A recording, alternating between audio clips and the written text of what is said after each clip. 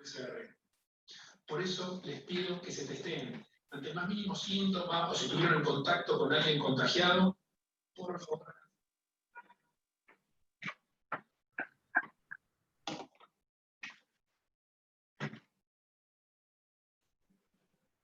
Seguramente ni. Perdón.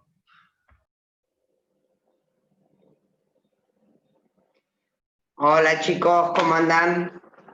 Buenas noches, Ana, ¿cómo va? ¿Qué pasa, Juan Manuel?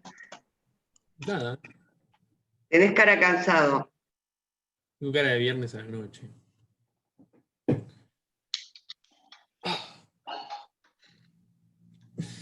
He pasado de vueltas, día largo. Sí, se hace pesado.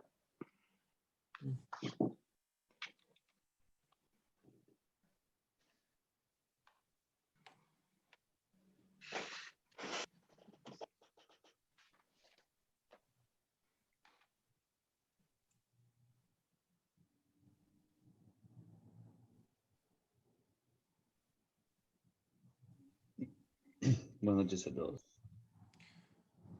¿Cómo van? ¿Todo bien? ¿Estás en todos lados, Juan? Y si cruzamos todos juntos, sí. Y acá estaré. Tomás también, Karen también. Sí, sí, acá estoy yo. Somos el grupo de las materias comunes. Ya nos conocemos todos.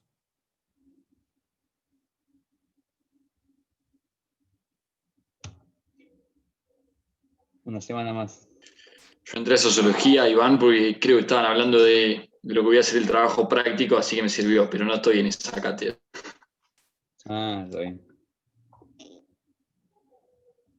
Sí, sí. Sí, te vi recién ahí en filosofía y sociología. Y le estaban pegando fuerte al Diego. Hay que abstenerse de hacer comentarios en este momento. ¿Cómo le estaban pegando al Diego con el tema de lo que pasó por los contagios, el millón de personas que se juntaron en menos de 5 horas en un espacio cuando estuvimos 9 meses metidos adentro? Como por eso. No, en No, estaban realidad. hablando de su vida personal que creo que nadie debería jugarla. No, yo creo que en realidad yo nunca idolatré a las personas y entonces no tengo ídolos ni en el fútbol ni en otras cosas. Admirador, pero no soy de idolatrar a las personas. Entonces eso me lleva a otro espacio y no ser el típico argentino de que te voy a pedir un autógrafo, sacate una foto conmigo. Soy así, en ese sentido. No me gusta idolatrar a las personas ni hacerles sentir que son mejores que yo, ni más que yo, ni nada por el estilo. Entonces, en ese sentido soy reacio, reagrio en mi vida.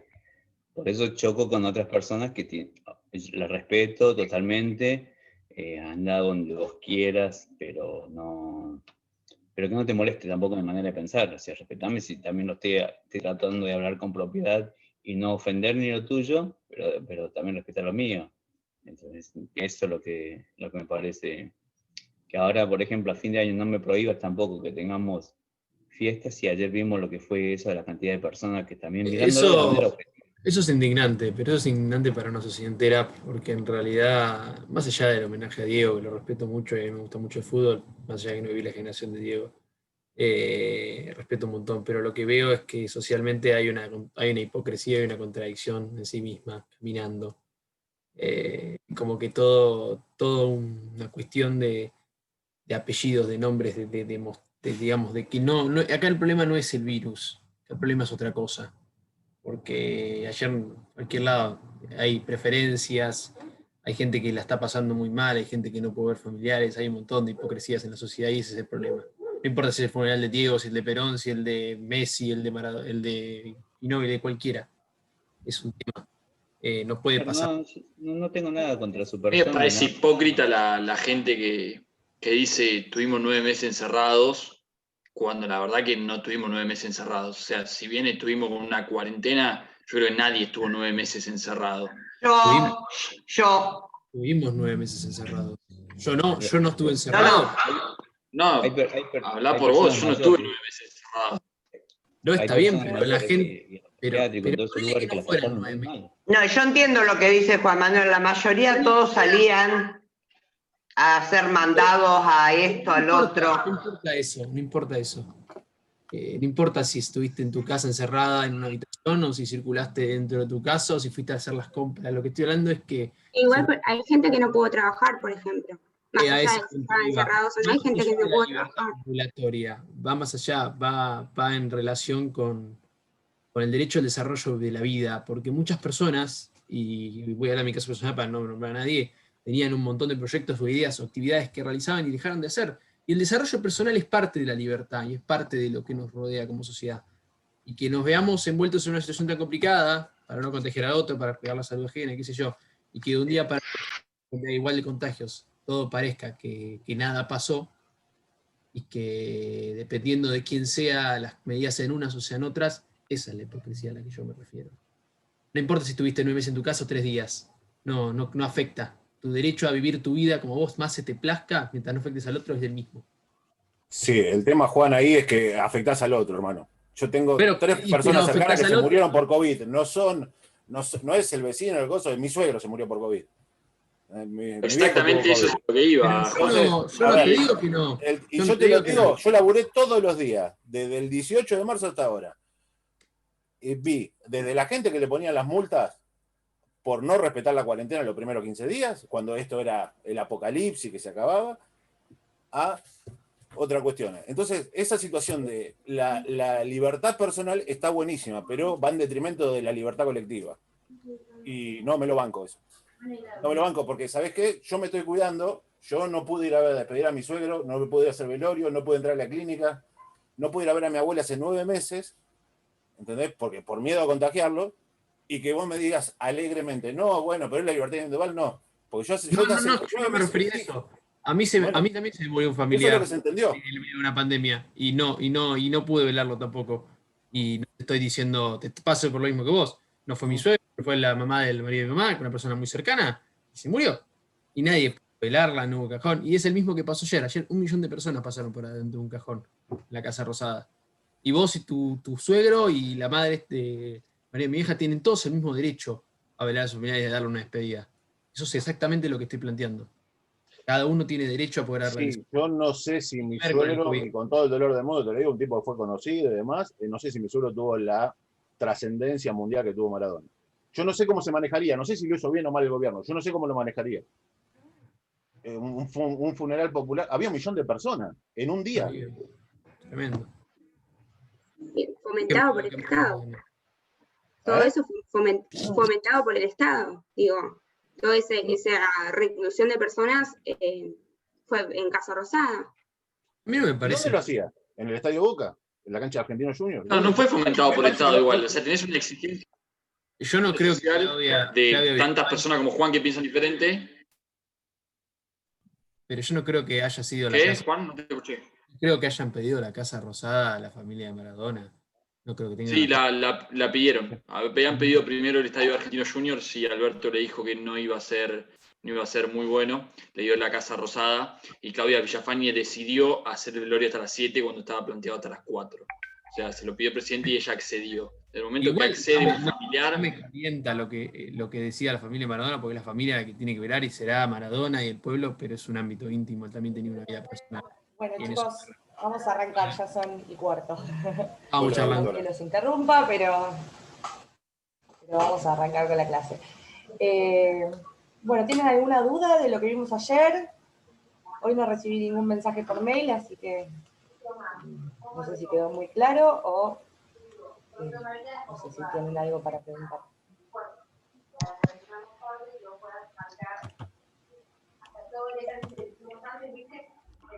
A ver, ¿de quién es el micrófono que se escucha de fondo? Ahí está.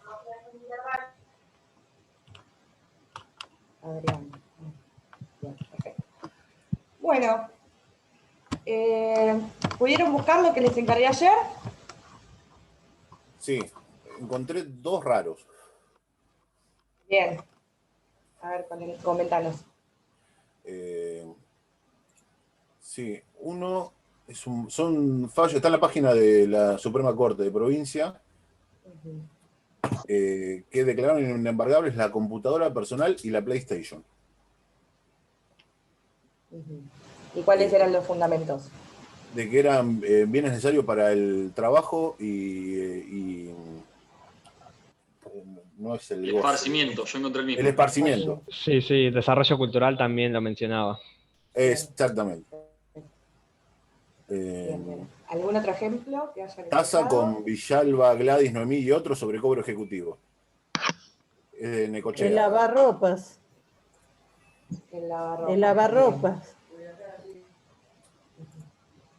Llamó la atención. La computadora. Sí, hace a la vida cotidiana de uno. ¿Alguien más encontró algún otro? Yo, profe, encontré la computadora. Ahora, más que nada, creo que es indispensable también. Y hoy en día, sobre todo en este año, sí, indispensable. ¿Alguien más? ¿Algún otro más raro que no sea quizás? De la vivienda, ¿Cómo, Tomás? en cuanto al crédito, encontré uno que no se puede embargar la vivienda, pero en cuanto al crédito hipotecario.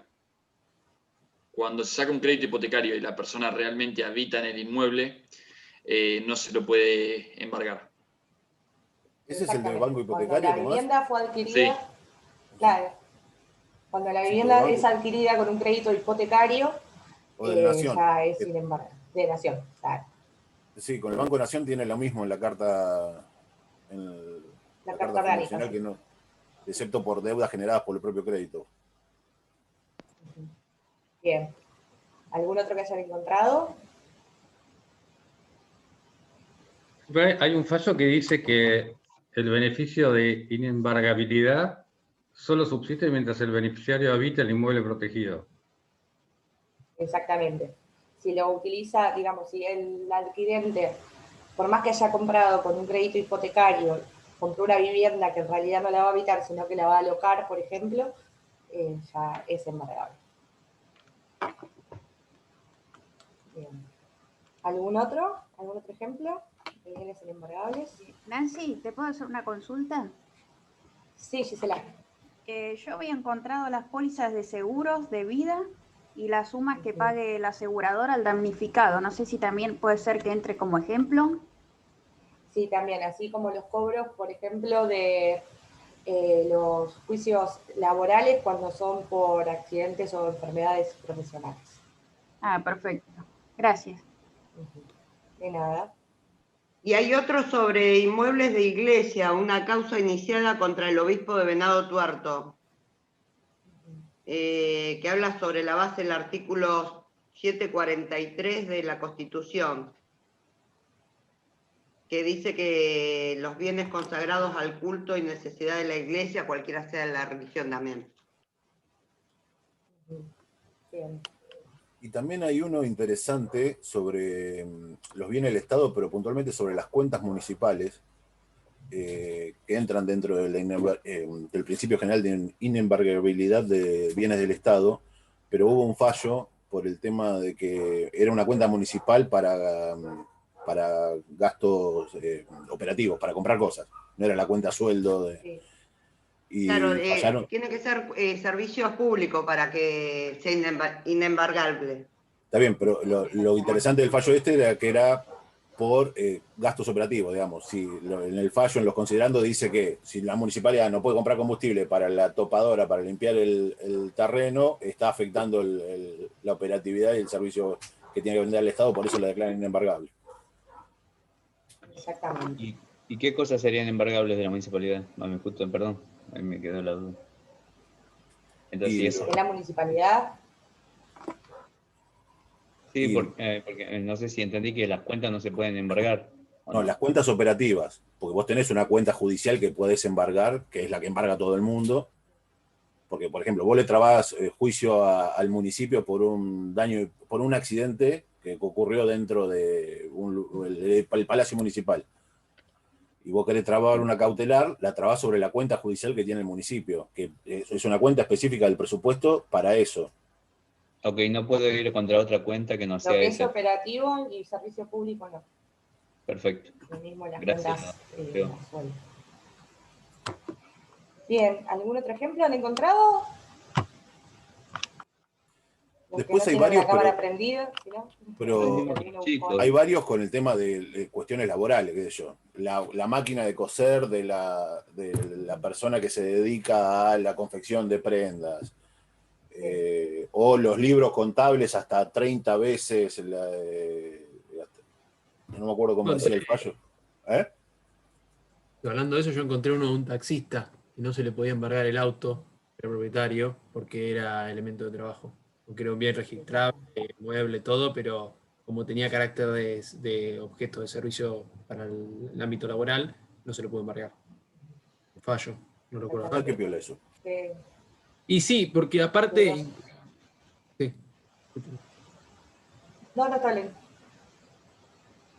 No, iba a decir que aparte es lógico, sigue la lógica del código, de todo, toda cuestión para lo que es el ámbito de desarrollo laboral, también lo que permite es que la persona que tiene, a ver si es cierta lógica que la persona que tiene esa deuda o ese embargo para cubrir el saldo de alguna deuda con un acreedor pueda generar capital, porque si uno lo inhibe, estableciendo medidas cautelares o atacando los bienes que usa para el desarrollo laboral, también en cierto modo afecta su integridad y desarrollo para poder de algún modo solventar en un futuro esa deuda.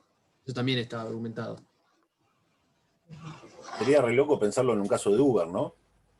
Que no está habilitado, pero también es una forma de generar ingresos. El tema es que hay que Habría probar. verlo ahí. Siempre en el caso concreto esas cosas. Porque una cosa es el tema de la costurera con la máquina de coser o el que trabaja desde la casa con la computadora y otra ya con un bien registrable, pero igualmente si se dan las condiciones... Perdón, Nancy, con el bien registrable Sí. no sería lo mismo que me lo embarguen o no, si yo lo puedo seguir trabajando igual y seguir generando dinero y flujo de fondos con el bien Por registrable. eso es raro, claro, Yo si por fuera eso es acreedor, raro el fallo. yo si fuera acreedor lo pelearía a muerte. Y sí. ¿Cuál es el fallo? ¿Tenés el nombre del fallo, Juan Manuel? No. Ahí te lo busco. Lo busqué o lo leí en internet, no me acuerdo, no me fallo, pero ya te lo busco. Está bien. No, después, en todo caso, mándenmelo por mail que lo quiero ver a ver qué es lo que deciden puntualmente. Pasando al segundo tema que les mandé averiguar, ¿pudieron ver el tema de si los expulsamos de la facultad y efectivamente están expulsados? ¿Qué tipo de medida pueden solicitar? Una cautelar innovativa. Muy bien. ¿De qué se trata, Oscar? O sea, tiene los mismos requisitos que una cautelar de procedencia, pero se agrega la irreparabilidad del daño infligido. Tendría que reunir esa característica extra, o sea, se vuelve a la situación anterior. Pues ya se generó. Anterior.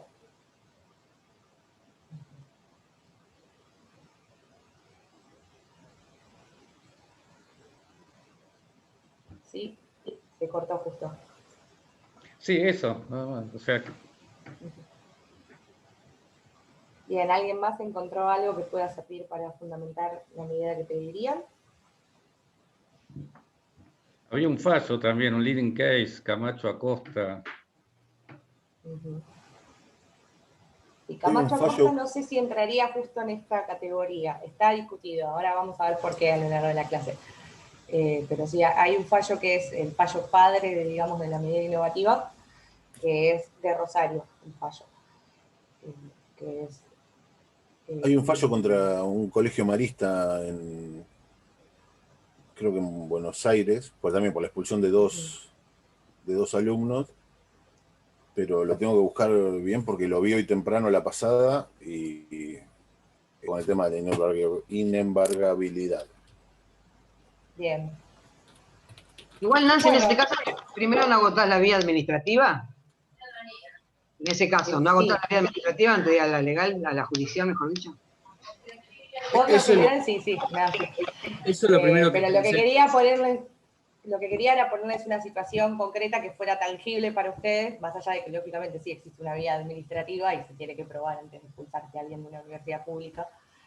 Pero más allá de la vía administrativa, lo que quería era ponernos en una situación más tangible para poder pensar qué tipo de medida y si aplicaba o no la de no innovar, que como dijo Oscar, no aplica, sería a la inversa. ¿Sí? Ahora vamos a ver por qué cuando la veamos a fondo. Pero bueno, en realidad el ejemplo fue sencillo como para no volvernos locos con alguna otra situación que no sea tan fácil de materializar al momento de analizarlo, ¿no? Bien. Bueno, les voy a compartir el presi y vamos a seguir. Entonces, hoy vamos a ver. Antes que me olvide, recuerden que el lunes y el martes tienen clase con el titular, con el doctor Constantino. Paso al presi, avísenme cuando se vea.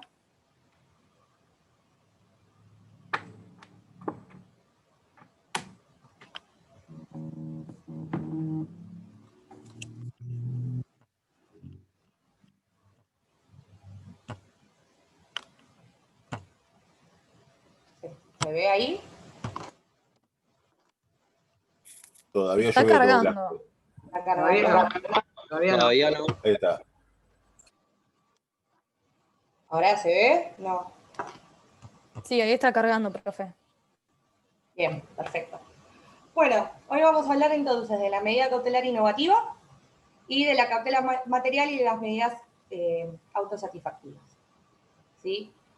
Como les comentaba ayer, esperen que se me minimizó. ¿Se ve ahí? Sí, doctora. Sí, se ve bien. Ahora me fui. No, ahora volví al. Ahora al ya no se ve. mosaico de gente. Ahí está, ahora sí. Ahora sí. Avísenme porque ahora sí, perfecto. Como les comentaba y les dije ayer, este tipo de medidas tienen un límite muy, muy delgado, código de procedimiento Te colgó, de Nancy. la provincia. Hola, Estas hola. medidas tienen un límite muy. Y ahí me quedé yo. Sí, Bien. se cortó. Se cortó, bueno, volvemos. Les decía que los límites son bastante confusos entre este tipo de medidas. ¿Por qué? Porque son medidas que no están legisladas en el Código de Procedimiento de la Provincia de Buenos Aires, ¿sí? Son medidas que sí están legisladas en otros códigos, por ejemplo, el de la provincia de Chaco, el de la provincia de Santa Fe, el de la provincia de La Pampa, pero hoy por hoy en el Código Procesal de la Provincia de Buenos Aires no las tenemos legisladas. Son creaciones pretorianas, son creaciones jurisprudenciales, entonces dependen de varios factores diferenciarlas, ¿sí? Depende primero del autor que sigan, y después depende también, si están leyendo un fallo, van a notar que hay jueces que califican una medida con cierta nominación, y que en situaciones muy similares, otro juez de otra jurisdicción califica la medida como otro tipo de instituto. Entonces, a veces es confuso diferenciarlos. Yo, para que esto les sea más sencillo, cuando hablemos de medidas autosatisfactivas y cautela material, les voy a remitir un cuadro que les hice, en el cual están las principales diferencias, ¿sí? Sin embargo, si ustedes encuentran algún autor que quieran compartirme por mail, ¿sí? Y que considere que lo que yo les estoy explicando con estos límites es alguno de los otros institutos, porque como les digo, es muy delgada la línea y depende de la mirada del juzgador o de los autores en muchas oportunidades. Para hacerlo más sencillo, yo les hice un cuadro en el cual está bastante concreto los límites, ¿no? Las diferencias entre las medidas cautelares, la cautela material o las medidas autosatisfactivas, ¿sí? Bueno, vamos a arrancar con la medida cautelar innovativa. Es como les adelanté hoy cuando comentó Oscar, es la contracara, ¿sí? De la prohibición de innovar o la medida cautelar de no innovar. La diferencia está en que en la prohibición de innovar nosotros tenemos una situación, por ejemplo, el ejemplo que les di ayer, que los iban a expulsar, ¿sí? Entonces, uno todavía no está en esa situación de hecho, todavía no está expulsado. Se volvió a cortar, Nancy. Profe, se corta. Te congelaste, Nancy. Se fue. No, pero nos escucha seguramente. La perdimos a Nancy. Hola. ¿Ahí se escucha?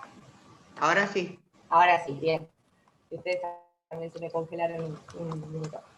Les comentaba que la medida cautelar de no innovar, la prohibición de innovar, ¿sí? Lo que tiende es a mantener el estado actual de una situación de hecho de derecho. En cambio, la medida cautelar innovativa, ¿sí? Que es esta creación pretoriana que vamos a ver ahora, tiende a lo contrario, ya hay una situación consumada y lo que pretendemos es volver las cosas al estado anterior a esa situación que va a estar debatida, ¿sí? Dicho esto, como les comentaba, no están reguladas en el código. Algunos autores consideran que como es la contracara, ¿sí?, de la prohibición de innovar, la medida cautelar innovativa se encuentra en el mismo artículo, pero a la inversa. En cambio, hay otros autores que dicen que como directamente no está específicamente legislada en el código, se introduce por el 232, ¿sí?, el de medidas cautelares genéricas. Bien. ¿Cómo surge este tipo de medidas cautelares? Les comentaba, les adelanté, que hay un caso que es el caso padre de la medida, que surge en Rosario. El caso se llama Bortulé Néstor con Jockey Club de Rosario. ¿Qué sucede en esta oportunidad? Bueno, Bortulé, el actor, era un jockey, era un jinete profesional de caballos de carrera. A este señor se le impide, se lo suspende, se le inhabilita para ejercer la profesión de jinete porque se supone, es lo que se discute, que él le dio una descarga a un caballo para que vaya más rápido, entonces lo inhabilitan. Él ya se encuentra inhabilitado, sin embargo, pide la acción de revisión, ¿sí?, por vía judicial de esta decisión que tomó el club, tendiente a que se le permita seguir con su profesión de jinete, y además de pedir la anulación de esa medida, lo que hace es pedir una medida que la califica él como prohibición de innovar, ¿sí? ¿Qué pasa? En realidad, en primera instancia le dicen, no, no es una prohibición de innovar porque usted ya se encuentra inhabilitado, ¿sí? Si usted interpone una prohibición de innovar, usted sigue inhabilitado. Entonces le rechazan la medida.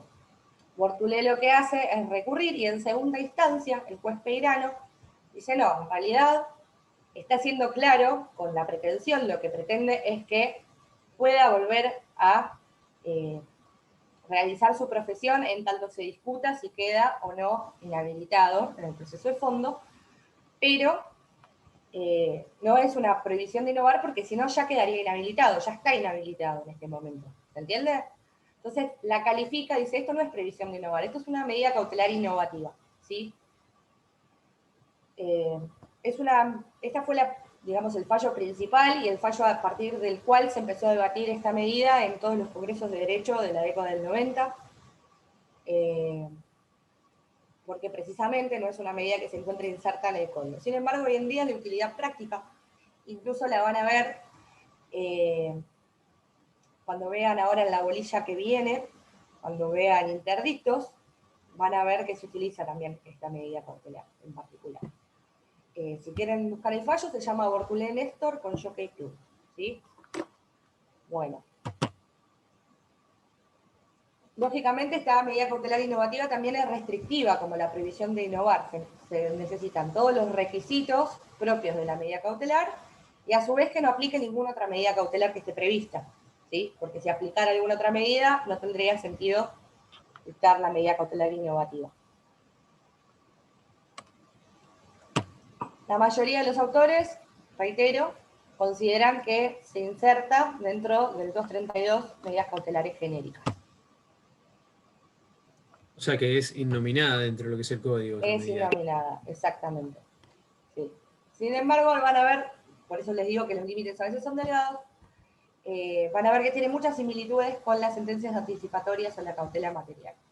El fallo que mencionó el compañero Oscar, creo que era, el fallo que comentó Oscar, el de Camacho Acosta, ahora lo vamos a ver en profundidad y es más, lo van a tener que buscar y leer porque tienen bien desarrollado el tema del anticipo jurisdiccional. Bueno, vamos a arrancar entonces con cautela material y medidas autosatisfactivas. Hay una frase, ¿sí?, que dice que si bien todo lo cautelar es urgente, no todo lo urgente es cautelar.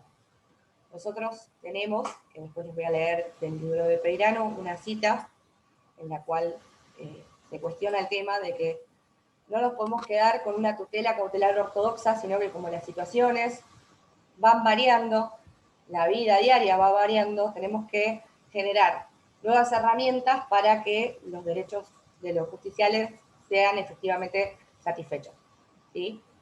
Como les comentaba, intentar diferenciar estas medidas o estos institutos es bastante confuso a veces, depende del ojo del juzgador y de los autores que uno siga.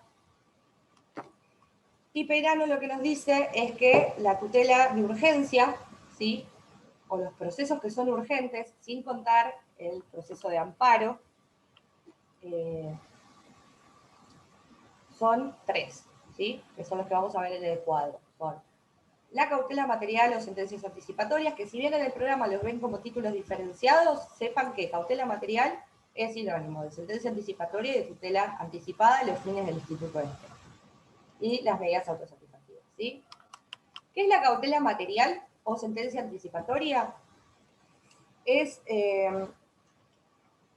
una cautela que coincide total o parcialmente con la pretensión de fondo, ¿sí?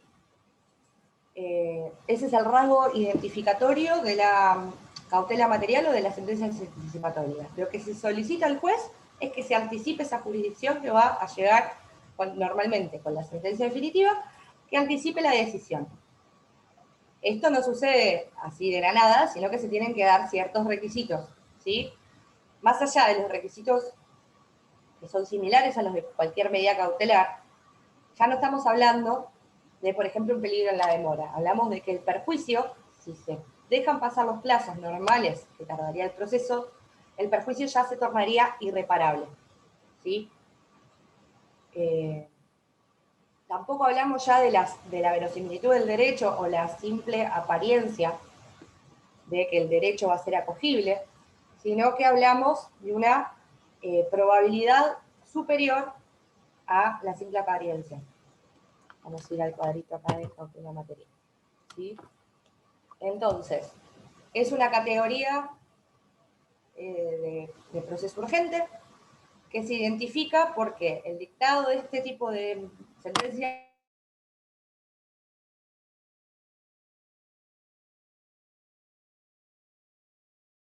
Se cortó otra vez, Nancy, ¿eh?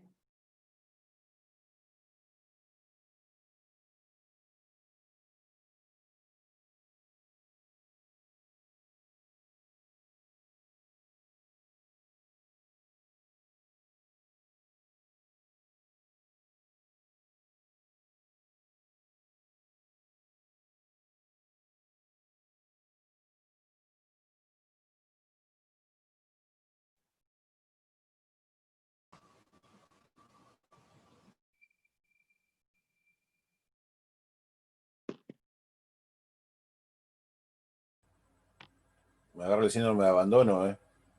Se fue y ahora quedé yo administrador. Así que nada, vamos a esperar a que venga de nuevo. Hola, ahí estamos. Yo lo seguía viendo y escuchando, pero se fue. Ah, estás acá.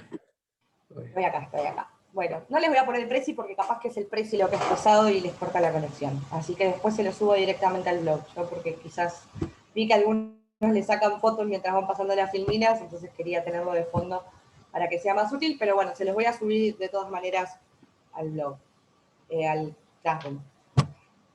Les estaba comentando, no sé si se escuchó bien la definición de cautela material, pero decíamos que se trataba, ¿sí?, de un tipo de medida o una solicitud que con su dictado se coincide de forma total o parcial con la pretensión sustancial o de fondo, ¿sí?, del proceso. Lo único que uno solicita en este caso es que se adelante esa jurisdicción y se dicte anticipadamente la sentencia, se brinda una tutela anticipada. Esto no congela, digamos, la situación del proceso, no es que se suspende el proceso. Ya no hablamos de verosimilitud en el derecho, como les comentaba, sino que hablamos de una probabilidad superior de que el derecho sea acogible. Ya no hablamos de la simple apariencia. Hablamos de un poquito más.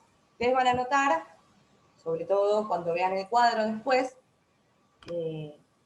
más al final de la clase, si puedo, se los pongo de fondo, así lo ven, y lo van siguiendo. Van a notar que tenemos, en el cuadro son 3 entradas. Tenemos las medidas cautelares, la cautela material o la tutela anticipada, y tenemos la medida autosatisfactiva, ¿sí? En ese orden que les nombré, van a ver que los requisitos van subiendo. Hay mayores requisitos en la cautela material y mayores requisitos aún respecto de las medidas autosatisfactivas. Bueno, ¿cómo surge este tipo de tutela anticipada? Con el fallo Camacho Acosta. Que si bien el fallo caracteriza la medida tomada como una medida innovativa, ¿sí? Ese fallo quiero que lo lean porque explica muy bien ese anticipo de jurisdicción. ¿De qué manera? Les voy a contar sucintamente de qué se trata este caso para que estén en tema y después cuando lo lean les resulte más sencillo. Camacho Acosta es un fallo que si lo quieren googlear, lo pueden googlear como va a salir enseguida. Camacho Acosta, Corte Suprema de Justicia de la Nación, del año 97. Es un fallo emblemático en el cual, bueno, Camacho Acosta era un trabajador que realizando su trabajo con maquinaria pesada pierde un brazo. Lógicamente reclama, ¿sí? Inicia un proceso tendiente a ser resarcido por ese accidente laboral y por ese daño que se le fue causado. Y lo que solicita, en primera instancia también, es que, como él necesita una prótesis y no tiene el dinero suficiente como para adquirirla, y si no la adquiere en esa oportunidad, si no la adquiere con prontitud, después va a ser muy difícil que recupere la movilidad del brazo con la prótesis y todo, demuestra que tiene una urgencia. Él solicita que se le adelante parte del dinero de la indemnización para poder adquirir esa prótesis y colocársela. ¿Qué pasa? En primera instancia se lo deniegan. Apela y va a la Cámara Nacional, creo que era la Sala J, si no me equivoco, tendría que fijarme, y en segunda instancia le dicen lo mismo, que en realidad no corresponde porque coincide con, digamos, con la pretensión de fondo, no le pueden anticipar el dinero. Entonces, recurre nuevamente, llega a la Corte Suprema, y en la Corte Suprema hay un fallo muy interesante que quiero que lo busquen y lo lean, que es el primero que introduce la tutela anticipada, ¿sí? Le adelantan el dinero, ¿por qué? Porque consideran que con las circunstancias del caso de no adelantarle el dinero y el no poder adquirir la prótesis, era directamente perder el brazo porque no le iba a servir ni siquiera la prótesis con los tiempos normales de la justicia, ¿sí? ¿Se escucha bien ahí? Medio lejos. Sí, perfecto. Bien, acerco el micrófono. Ahí está. Si esperaban los tiempos normales del proceso, el perjuicio que sufrió iba a ser irreparable directamente, ¿sí? Y al haber sido un accidente en el marco del trabajo, con maquinaria, tenía un derecho que era más que verosímil. Entonces consideran, y la Corte Suprema, con un análisis muy concreto que lo van a leer, adelanta esa jurisdicción. Lo cataloga como medida innovativa, ¿sí? Pero en realidad van a ver que se trataría de un adelanto de jurisdicción, una tutela anticipada, una cautela material. Bueno, les puse un par de ejemplos para que vean, también después en el Presi. Además del fallo Camacho Acosta, tenemos ejemplos que son legales y jurisprudenciales, ¿no? Jurisprudenciales son, por ejemplo, este fallo que les mencionaba yo recién, y legales tenemos, por ejemplo, en el artículo 610 del Código Procesal y en el 672 bis y ter, que lo van a ver a fondo cuando vean el tema de desalojo, ¿sí? Se trata, estos artículos que les nombré, hablan del anticipo de alimentos provisorios y el anticipo del desalojo anticipado, cuando se den determinadas características que la van a ver en la bolilla que viene, ¿sí? Bueno, hasta acá vamos bien.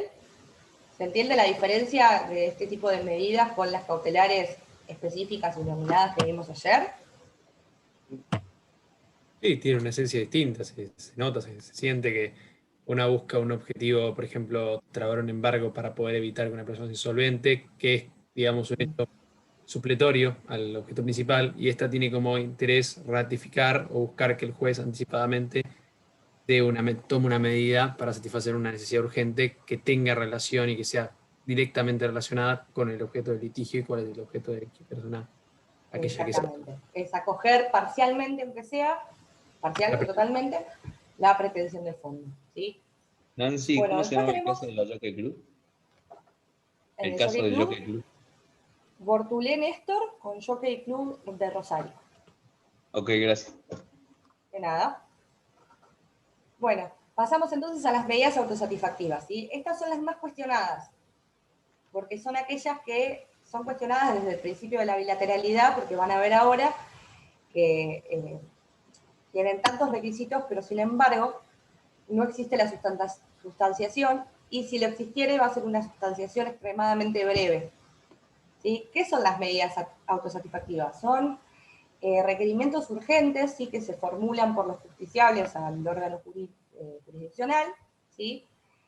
Y tienen la particularidad de que se agotan, ¿sí? Con el despacho favorable. ¿Qué significa esto? Que no son instrumentales como las medidas cautelares, sino que son medidas autónomas. La medida autosatisfactiva es autónoma. No requiere que nosotros iniciemos posteriormente un proceso, sino que no va a ser afectado por la caducidad ni por el decaimiento si nosotros no interponemos una demanda principal, ¿sí? Estas medidas no son instrumentales, no son accesorias, sino que son autónomas. A su vez les comentaba, son cuestionadas porque en realidad el juez las otorga ante el solo pedido, ante la sola solicitud del justiciable. Obviamente se tienen que dar ciertos requisitos, pero por lo general uno introduce la medida autosatisfactiva y el juez resuelve. No se va a correr un traslado. Y si se corriera un traslado, como por ejemplo está previsto en el Código de la provincia de Chaco y en el Código de la provincia de La Pampa, si se corre un traslado es extremadamente corto, de 3 o de 5 días, ¿sí? O una audiencia, directamente se le cita una audiencia y se decide en la audiencia.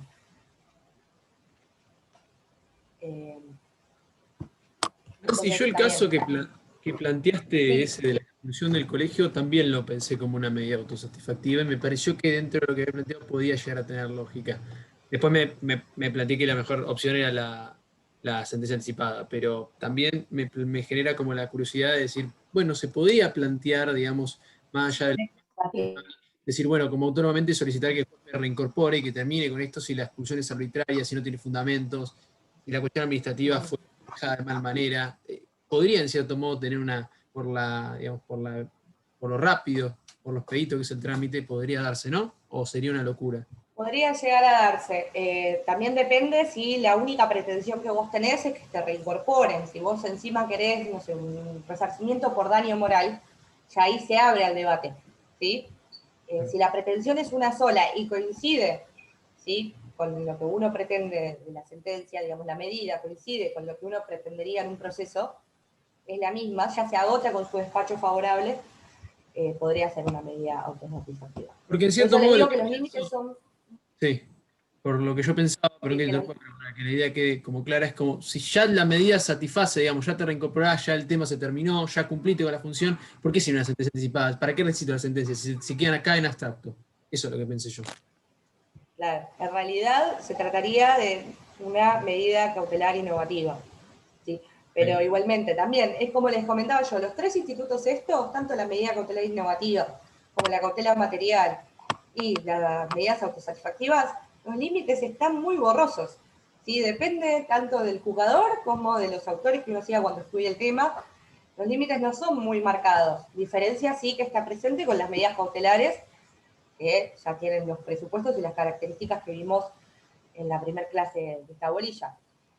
Esto justo es el tema que quizás más se les complique para diferenciarlos, porque no es solamente ustedes, sino que también el que juzga a veces los cataloga. Por ejemplo, un juez de Buenos Aires puede catalogarlo de una manera y un juez de provincia capaz que lo cataloga distinto. Pero en esencia es casi lo mismo, es muy similar. Sí, hay un montón de debate al respecto, desde la década del 90 hasta ahora, son temas que se hablan en todos los congresos. Incluso van a ver que les traje para leerles el anteproyecto del Código Procesal de acá de la provincia de Buenos Aires, el anteproyecto de reforma, en la cual, si llega a salir, se va a incorporar este tipo de medidas.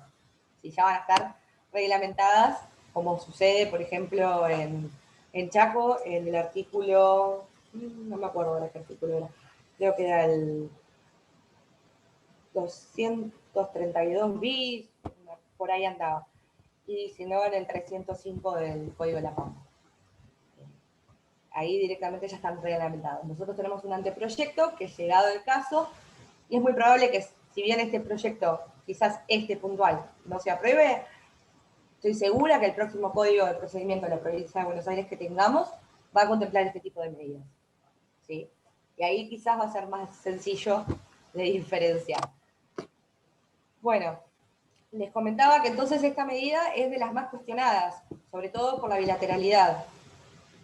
Pero, tal como sucede con las medidas cautelares, en realidad no es una violación real, ¿sí?, del principio de bilateralidad. ¿Por qué? Porque no es que el afectado por la medida se queda sin ninguna alternativa, sino que puede siempre recurrir, ¿sí? Va a poder apelar la medida.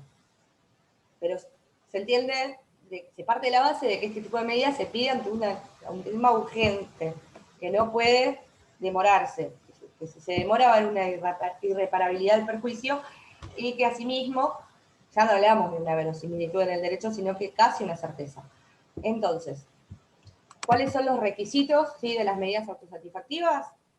Mucho más que una verosimilitud en el derecho, y mucho más que la fuerte probabilidad, ¿sí?, de que el derecho sea acogible, que veíamos en las sentencias anticipatorias o la tutela anticipada, ¿sí?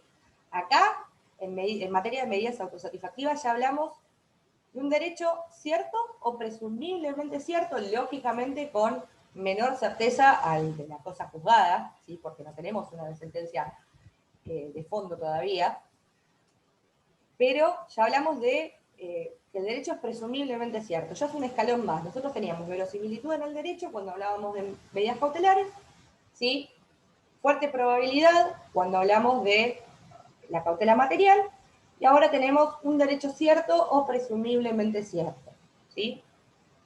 Y de asimismo también, respecto del peligro en la demora, ya no hablamos de peligro en la demora, sino que hablamos la probabilidad cierta de que si no anticipamos o no otorgamos este tipo de medida, las consecuencias van a ser totalmente irreversibles. Respecto a la contracautela, tanto en la tutela anticipada como acá en las medidas autosatisfactivas, queda librada a criterio del juez, ¿sí? Tengan en cuenta igual que el principio sigue siendo el mismo: mayor verosimilitud, menor contracautela. Entonces, si se trata de algo urgente y irreparable, es muy probable que o no se pida o se pida una juratoria. En realidad es terrible. Les voy a dar algún ejemplo para que tengan presente de qué hablo cuando digo medida autosatisfactiva. Por ejemplo, cuando se requiere de una medicación con urgencia, ¿sí?, y ni siquiera se puede esperar el tiempo de un amparo. ¿Sí? O, por ejemplo, cuando... Sí. Perdón, puede ser, creo que lo vi, no me acuerdo, creo que cuando di obligaciones nos dieron un ejemplo de la transfusión de sangre en caso de riesgo de vida en los testigos de Jehová, puede ser, o no tiene nada que ver. Exactamente. No, sí, sí, es así. Ese es el ejemplo más claro, de hecho, como Mariana, medida auto. porque sí, se la solicita como medida autosatisfactiva para cuando, sobre todo cuando hay menores involucrados que necesitan una transfusión y los padres no la autorizan por motivos religiosos. En esos casos se suelen pedir este tipo de medidas. Perfecto. ¿Hola? ¿Se escucha? Ah, bien, bien. Sí, sí, se escuchó. No sabía si se estaba escuchando. De nada. Bueno, para mañana, en realidad para mañana no, es fin de semana ya, pero para el lunes, ¿sí?, busquen, les dejo otra mini tarea para que realicen. Van a tener que buscar noticias. Si quieren me las mandan, si no me las quieren mandar es optativo, pero yo para que se pongan un poco más en tema y busquen ejemplos que después al momento del parcial se acuerden, ¿sí?, quizás de citar alguno. Van a tener que googlear noticias en las que aparezcan supuestos que, si bien no están catalogados como este tipo de medidas, no estamos hablando de temas que estén judicializados, sino que situaciones de urgencia en las cuales ustedes consideren que prima facie se dan estas características para solicitar este tipo de medidas, ¿sí? Busquen cualquier tipo de noticia en la cual ustedes, o cualquier tipo de ejemplo en el cual ustedes consideren que es viable solicitar una medida autosatisfactiva, ¿sí? Traten de fundamentar por qué prosperaría la medida, por qué no hay ninguna otra vía que sea apta para solicitar, o por qué no se puede esperar, ¿sí? A los tiempos normales. Lógicamente haciendo hincapié en la irreparabilidad del perjuicio y la certeza de la existencia de un derecho. Si partamos de esa base, de los presupuestos de las medidas autosatisfactivas, y traten de buscar algún ejemplo en los que ustedes consideren que se darían las características. Después, si me lo mandan por mail, yo les oriento y les digo si considero que es correcto o no, y si hay algún caso jurisprudencial que sea similar a lo que están planteando. ¿Se entiende?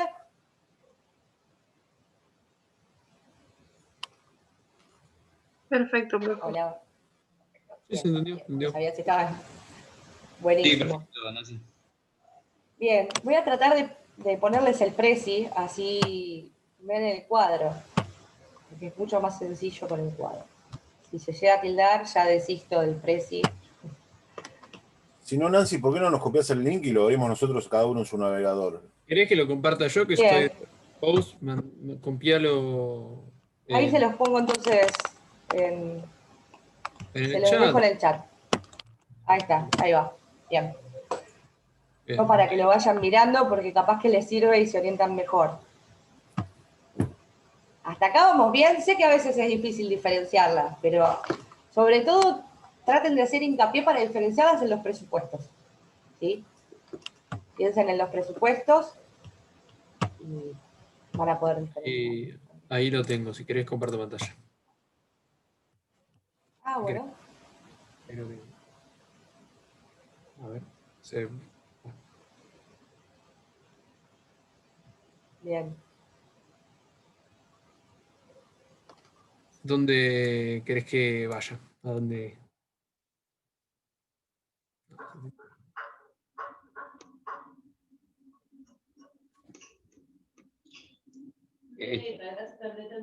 Está dentro de cautela de medidas autosatisfactorias y sentencias anti...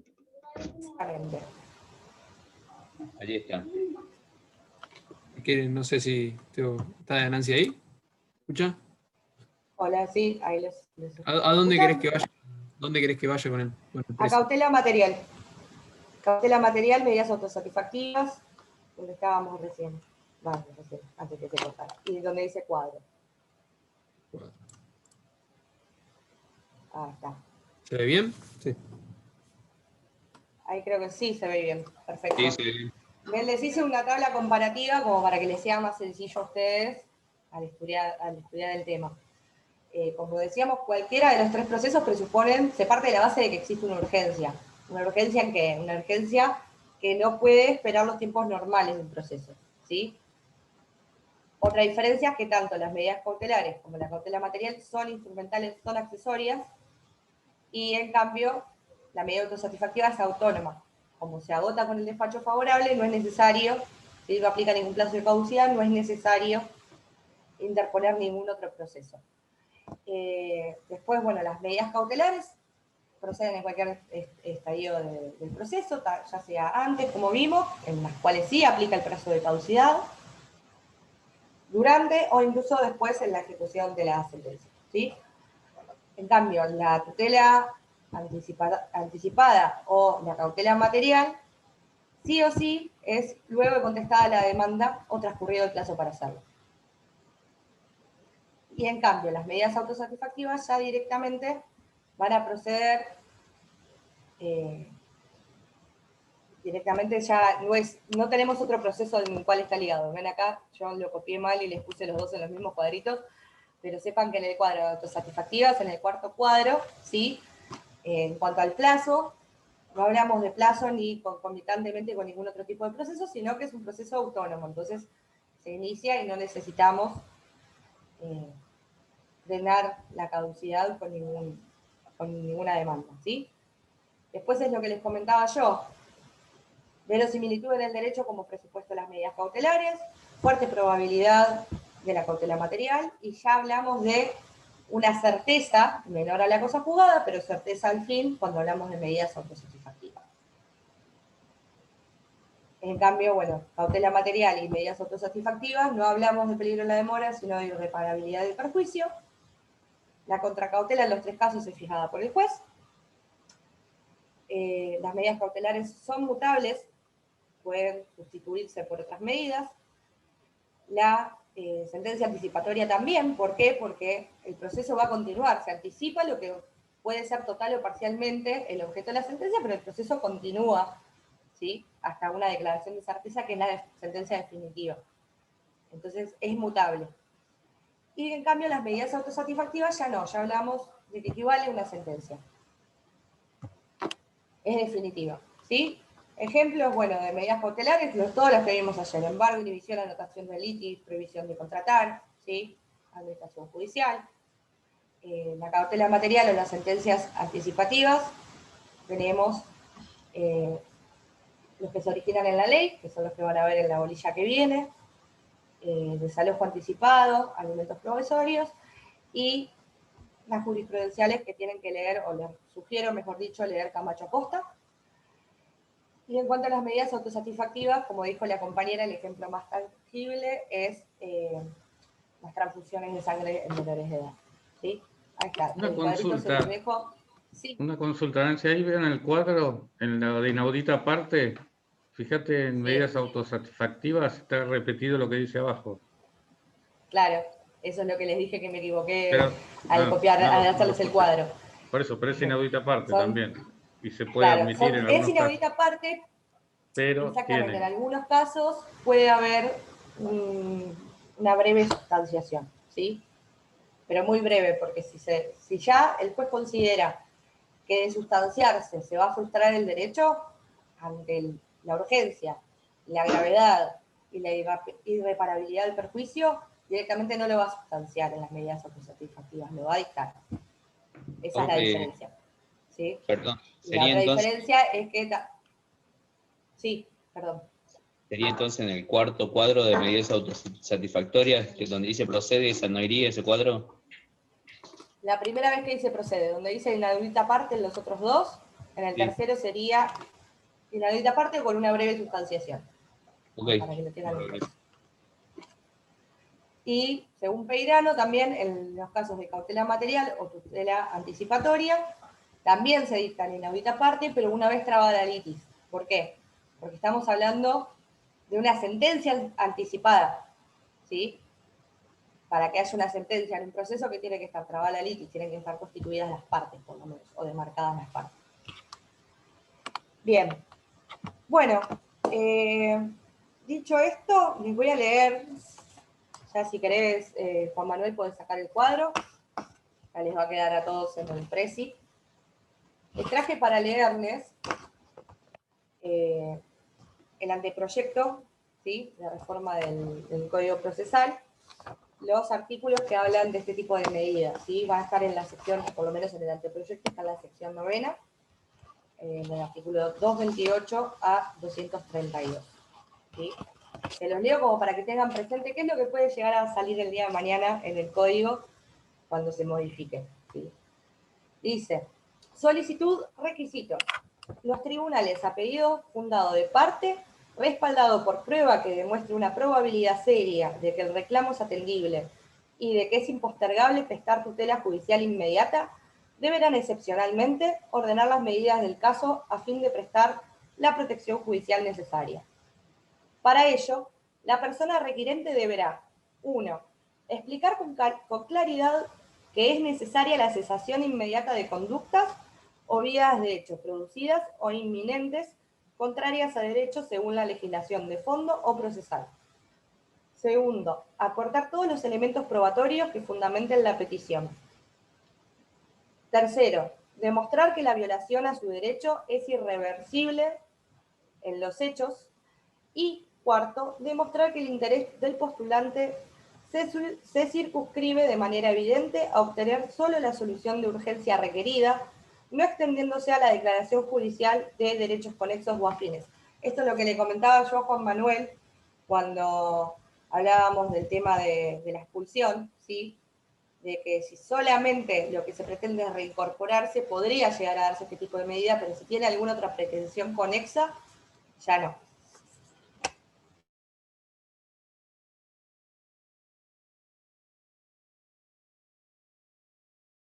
Se colgó otra vez Nancy, ¿eh?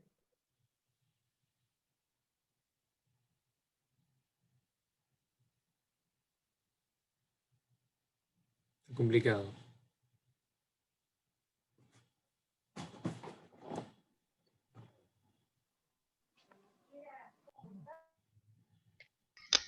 Se cortó de nuevo, ¿no, chicos? Sí, está cortado. Sí. Juan Manuel, ¿no podemos acomodar el cuadro y mandarlo? Sí. Sí, lo mando el precio y ya. Ah, ¿o querés que acomode el cuadro?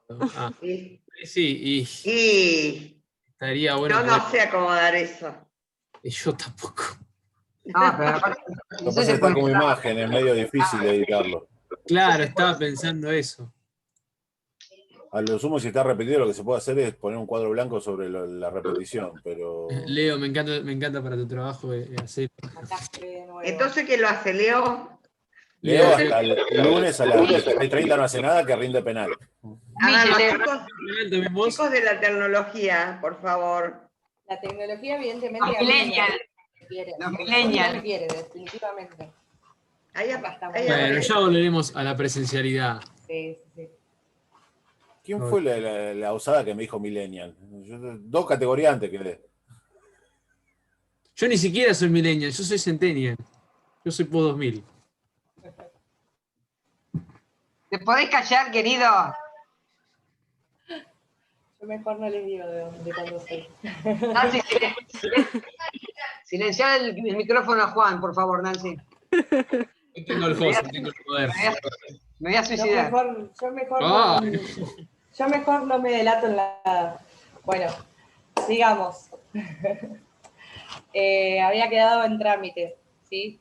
El tribunal se va a pronunciar, entonces lo voy a simplificar y se los voy a explicar qué es lo que dice el proyecto, por las dudas que se corte de vuelta. Se va a pronunciar concediendo o denegando la medida, ¿sí? Cuando fuera posible, dice el anteproyecto de código, la va a sustanciar previamente, por el plazo que considere según las circunstancias del caso en concreto, ¿sí? Y nunca va a poder ser ese plazo de sustanciación mayor a 5 días. ¿Por qué? Porque se parte de la base de que ya es un tema urgente, que el perjuicio puede ser irreparable y que se parte de la base de que existe una certeza, ¿sí? Por más que sea provisoria, existe una certeza. Bien, para el resto de las situaciones dice también que se va a aplicar los plazos del proceso sumarísimo. En cuanto a las facultades del tribunal, el juez va a poder exigir caución real o personal, dependiendo las circunstancias del caso, y si el peticionante directamente actuase con beneficio de liquidar sin gasto, la caución más juratoria va a estar inserta implícitamente en la solicitud de este tipo de medida autosatisfactiva. Después va a poder de oficio o a petición de cualquiera de las partes, ¿sí? Limitar la vigencia temporal de este tipo de medida autosatisfactiva, la va a poder prorrogar también de oficio, va a poder modificarla, sustituirla o dejarla sin efecto cuando las condiciones ulteriores lo justifiquen. Como se darán cuenta, ya en el anteproyecto hace como un mix de lo que les comenté de las dos figuras, tanto de tutela anticipada como de medida autosatisfactiva. Por eso les digo que es muy delgado el límite y que es casi imposible de diferenciarlo. Yo con que sepan las diferencias que les marqué en el cuadrito, que encima dependen de cada autor o de la jurisprudencia que estén leyendo, es suficiente, ¿sí? Me gustaría que al momento del examen sepan contestar quizás qué es una cautela material o qué es lo que se pretende, ¿sí? Solicitando una tutela anticipada, ante qué caso, por qué, porque es urgente, o sea, los presupuestos más que nada, ¿sí? Ya con eso estamos bien, y algún ejemplo que busquen, por eso les decía que busquen ejemplos de medidas autosatisfactivas. Me acordaba, preparando la clase de hoy, me acordaba que hace un par de cuatrimestres también me tocó dar este tema, y les había traído a clase un modelo, ¿sí? De una demanda de un colega, de una medida autosatisfactiva que inició, que tenía 5 páginas, y estaba muy mal redactada, obviamente había censurado y redactado todos los datos, era sobre un tema de la farándula marplatense más puntualmente, y se los había traído para que analicen más que nada lo que no tiene que ser una medida autosatisfactiva, era el chiste interno. Después, si quieren, la censuro, la redacto nuevamente y se la subo a Classroom para que vean, no, en realidad no debería ser eso, pero para que vean más que nada la estructura y qué es lo que se pide y por qué se pide. En realidad, bueno, ese proceso continuó y el juzgado en donde quedó radicado este expediente no acogió la medida porque la verdad que no estaba bien delimitada la pretensión, no estaba bien expresado, era otro tipo de, en realidad tendría que haber iniciado otro tipo de proceso, no estuvo bien encarado. Pero más allá de eso, también tengo modelos, que era lo que les llevaba a clase para que vean, modelos de medidas autosatisfactivas sí que prosperaron, que ya tienen, digamos, se dictaron, si bien no se necesita, como decíamos recién, no se necesita iniciar un juicio posterior, es una medida que fue, por ejemplo, con medicamentos, hay un montón, o con tratamientos oncológicos, ¿sí? Son Corralito, sí. El corralito también. Bueno, el corralito es el mejor ejemplo que podés dar de algo que no sea de salud cuando Eran hablamos todas de medidas medidas autosatisfactivas. autosatisfactivas en el corralito, me acuerdo. Exactamente. Ni siquiera, eso está bueno porque vos hablabas del embargo, hablabas del amparo, y muchas veces se metían medidas autosatisfactivas preferentemente embargos. Embargos, perdón, estoy con la cabeza. Amparos. Estoy con la cabeza quemada. Perdón. Claro, es que ese es el otro tema, ¿no? Nosotros cuando interponemos una demanda, sea cual fuera, ¿sí? La materia, tenemos que llenar un formulario de receptoría en el expediente, ¿sí? El formulario de inicio. Bien, hoy en día es todo online, pero tenemos que encontrar una materia, ¿sí? Que sea coincidente, lo más coincidente posible con la pretensión de fondo. ¿Qué pasa? Una cautela material o una medida autosatisfactiva, ahora sí se está en los últimos años se empezó a catalogar en los expedientes como medida autosatisfactiva. Pero antes eso no existía. Entonces uno podía o interponer la demanda y como materia a categorizar y que después el juez entendiera de acuerdo a la pretensión que se trataba de una medida autosatisfactiva, siempre y cuando uno lo explicara bien dentro del marco de la redacción de la demanda. Pero antes no existía esa categoría, ¿sí? Entonces uno lo podía interponer una medida autosatisfactiva o una sentencia anticipatoria. Uno puede solicitarlo dentro de la demanda, ¿sí? Pero a veces tenía que poner antes como materia a categorizar. Entonces, muchas veces, para que no se le denegara, ¿sí? Se iba por el amparo. Muchas veces. Ustedes van a ver, si hablamos de hace años atrás, las medidas autosatisfactivas que ustedes encuentren van a estar dentro de amparos por lo general. Porque como no se podían iniciar antes las medidas autosatisfactivas, porque no era una materia que estuviera en el catálogo de la Suprema Corte, ¿sí? Se iniciaban amparos y se pedía que se adelante la jurisdicción o que se hiciera lugar a la medida autosatisfactiva, fijándolo después en la pretensión. Pero se iniciaban originariamente como amparos. En la época del corralito hubo un montón de amparos que en realidad tenían medidas de este tipo. No sé si tienen alguna duda sobre el tema de hoy. Creo que es un tema que con la lectura se entiende. Nancy, en el caso de los ejemplos del corralito, ¿qué iniciabas? ¿El amparo y ahí dentro metías la medida autosatisfactiva? Claro, la pedías, dentro de la pretensión vos explicabas que lo que pretendías era exactamente lo mismo, o sea, pretendías el adelanto como medida cautelar lo mismo que iba a salir en la sentencia definitiva si era acogida. Entonces, si te adelantaban y te hacían lugar a esa medida cautelar, se agotaba el objeto del juicio porque no tenía sentido continuar. De la misma manera, y cuando hablamos de las transfunciones, si a un menor de edad se le transfunde sangre, ¿sí? Después, si resulta que no tenía derecho, no le van a decir, che, vení que te vamos a sacar la sangre que te transfundimos porque no tenías derecho a la misma. ¿Se entiende? Es el ejemplo más tangible, pero no tiene sentido seguir la discusión si la pretensión se adelanta. O sea, se adelanta esa tutela, ¿sí? Gracias. De nada. Bueno, les voy a subir también a Classroom, ahora que recuerdo, hay un punto en el programa no voy a negar ni afirmar que no creo que lo pregunte, pero que llegado el caso como está en el programa, les voy a dejar algo para que lean, que es... ¿cómo fue? Profe, ¿nos pueden preguntar algún fallo o algo de eso?